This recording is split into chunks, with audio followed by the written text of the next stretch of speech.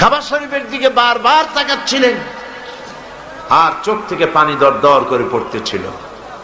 বুখারী শরীফের হাদিসে এসেছে নবীজি কাঁদতেছিলেন আর বলতেছিলেন, হে কাবা, বড় আশা ছিল তোমার খেদমত করব, তোমার পাশে থাকব, কিন্তু তোমার নিষ্ঠুর সন্তানেরা তোমার পাশে আমারে থাকতে দিল না।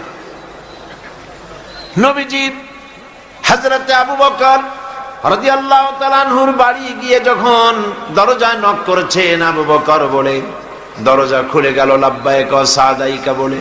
হুজুর প্রশ্ন করলেন, আবু বকর, এত রাত্রে একটা ডাকেই ঘুম ভেঙে গেল তোমার, তুমি কি ঘুমাও নাই? হযরত আবু বকর বলেন, ইয়া রাসূলুল্লাহ, আপনি আমাকে যখন বলেছিলেন রাতের বেলায় হিজরতের সময় আমাকে সাথে নিয়ে হিজরত করবেন, আমি মনে মনে ভেবেছি কত রাত্রে কখন নবীজি আসবেন, দরজার সামনে দাঁড়ায়া